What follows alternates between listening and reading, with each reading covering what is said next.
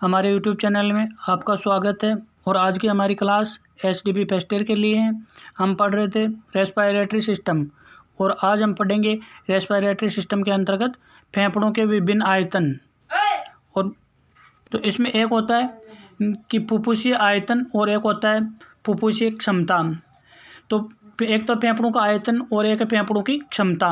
तो फेफड़ों का आयतन किसे कहते हैं कि फेफड़ों की नॉर्मल कार्य क्षमता का अध्ययन करने के लिए जो प्राथमिक आयतन काम में ले जाता है उसे फुफ्फुसीय आयतन कहते हैं। और जब एक से अधिक फुफ्फुसीय आयतन को जोड़ दिया जाता है तो उसे फेफड़ों की क्षमता के बारे में पता लगता है। तो इसमें सबसे पहले अपन देखते हैं न्यूनतम आयतन या मिनिमम वॉल्यूम। तो न्यूनतम आयतन किसे कहते हैं कि जो न्यूनतम आयतन होता है आपका उसका अध्ययन मर्त प्राणी में किया जाता है। जैसे ही कोई पशु मर जाता है तो उसके फेफड़े बाहर निकाल लिए जाते हैं और फेफड़ों को बाहर निकालने के पश्चात भी वे पूर्ण रूप से खाली नहीं हो पाते हैं तथा उनके वायुमार्गों में कुछ हवा शेष रह जाती है और इसी हवा को न्यूनतम आयतन कहते हैं।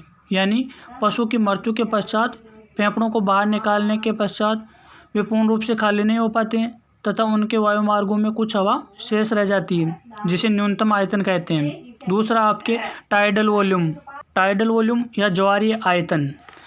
तो ज्वारीय आयतन किसे कहते हैं यानी कि सामान्य श्वसन क्रिया में जितनी हवा फेफड़ों के अंदर ली जाती है वह फेफड़ों से बाहर निकाली जाती है उसे ज्वारीय आयतन कहते हैं।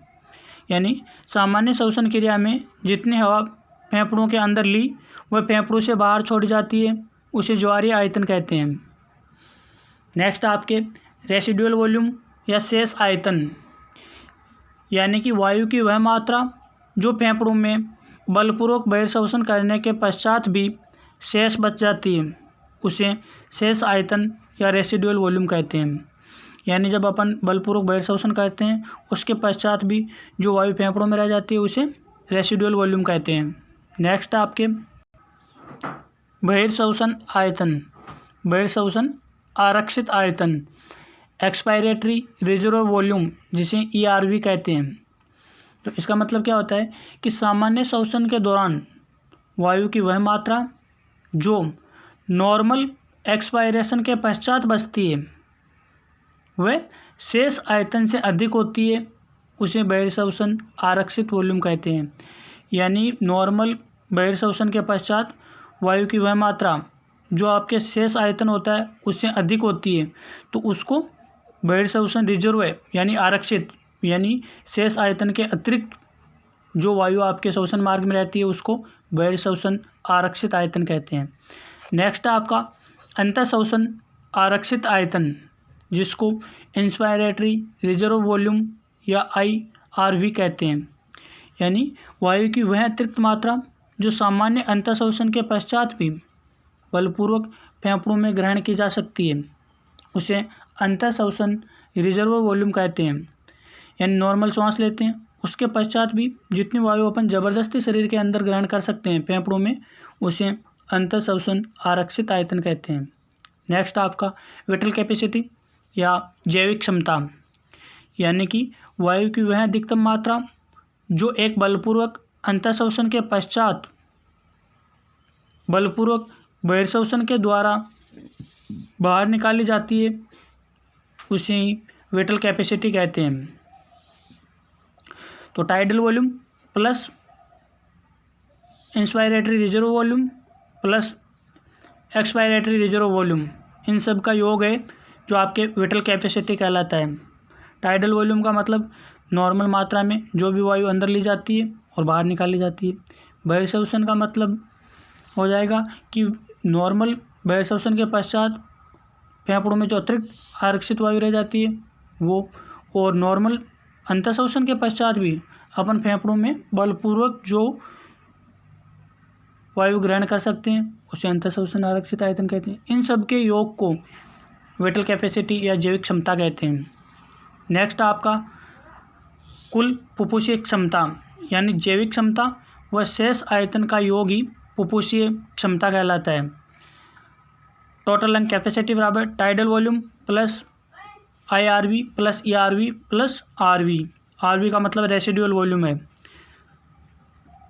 नेक्स्ट आपका क्रियाशील क्षय क्षमता, ERV व RV का योग ही क्रियाशील क्षय क्षमता कहलाती है, यानी एक्सपायरेटरी रिजर्व वॉल्यूम और रेसिडुअल वॉल्यूम है, इनका योग फंक्शनल रेसिडुअल कैपेसिटी कहलाता है।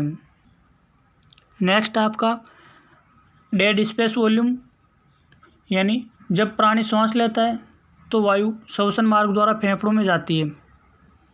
फेफड़ों को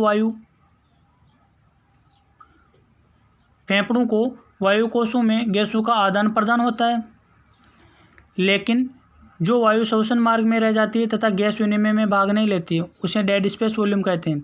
सीधा सीधा मतलब यही है कि सामान्य श्वसन क्रिया के दौरान वायु की वह मात्रा जो गैस विनिमय में भाग नहीं लेती है और श्वसन मार्ग में रह जाती है, उसे डेड स्पेस वॉल्यूम कहते हैं। सामान्य श्वसन के दौरान वायु की वह मात्रा जो गैस विनिमय में भाग नहीं लेती है और श्वसन मार्ग में रह जाती है, उसे डेड स्पेस वॉल्यूम कहते हैं।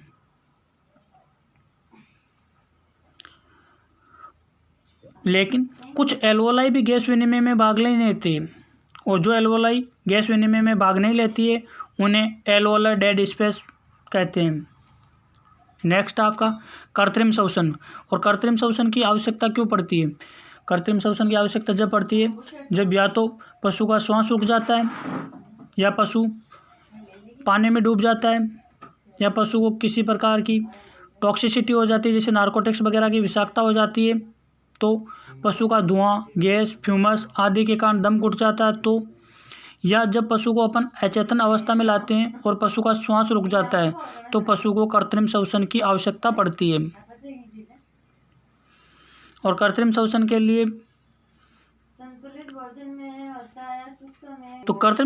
अपने को कई विधि अपनानी पड़ सकती है। जैसे बड़े जानवर है तो उसमें सबसे पहले हाथों की सहायता से उसको बार बार पसलियों को दबाते हैं और पशु की गर्दन को सीधा करके लेटा देते हैं।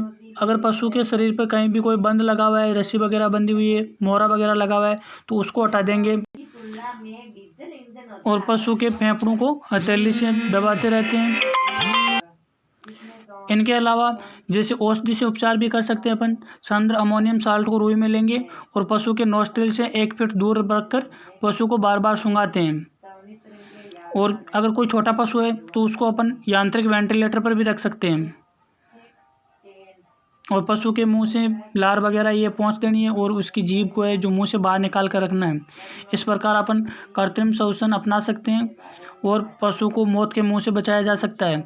अगर पशु पानी में डूब गया है, पशु को धुआं, गैस, फ्यूमस के कारण दम घुट गया है, या किसी प्रकार का जहरवाद हो गया है, या पशु को अपन निश्चेतन अवस्था में लाए हैं और उसका श्वास रुक गया, तो आज की हमारी क्लास यहीं ख़त्म हो जाती है।